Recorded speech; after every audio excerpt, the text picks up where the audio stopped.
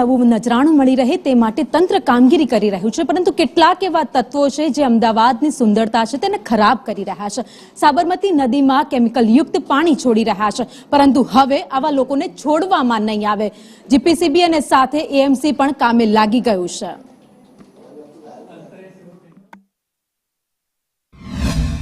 અમદાવાદની ઓળખ બનેલી સાબરમતી નદીના પ્રદૂષણનો મુદ્દો ગુજરાત હાઈકોર્ટમાં છે।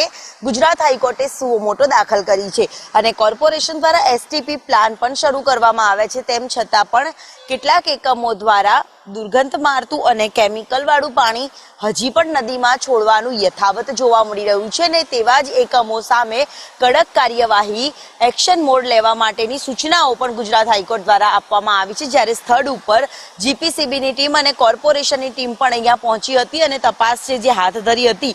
મહત્વનું છે કે જે એકમો છે તેમના તમામ એકમોને સીલ કરવાની કાર્યવાહી કરવામાં આવી છે, ત્યારે હજી પણ તપાસનો ધમધમાટ છે તે સાબરમતી નદીને પ્રદૂષિત કરતા એકમોની સામે લેવામાં આવી રહ્યો છે। અહીંયા કોણ તપાસમાં આવ્યું હતું અને કેવા પ્રકારની તપાસ કરવામાં આવી રહી છે? જીપીસીબી ના સાહેબ આવ્યા હતા, એમને પૂરું નિરીક્ષણ કર્યું અહીંયા અને કમ્પ્લીટ અહીંથી બાયોડેટા લઈને ગયા છે।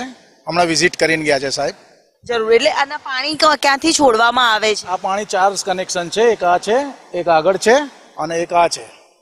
એ રીતે 4 પાઇપો છે જે ટોટલ અહીંયા આગળ પાણી છોડે છે। જરૂર, એટલે પાણી જે એકમો છોડી રહ્યા છે તેમની સામે કડક કાર્યવાહી કરવામાં આવે તેવી સૂચનાઓ હાઈકોર્ટની આપવામાં આવી છે અને હાઈકોર્ટના આદેશ બાદ હવે તંત્ર છે તે એક્શન મોડમાં આવ્યું છે અને તમામ જે એકમો છે જે નદીને પ્રદૂષિત કરી રહ્યા છે તેને છોડવામાં નહીં આવે તે પ્રકારની કાર્યવાહી પણ હાથ ધરવામાં આવી છે। તો જીપીસીબી અને કોર્પોરેશનની ટીમે પણ સ્થળ પર આવીને તપાસ શરૂ કરી હતી।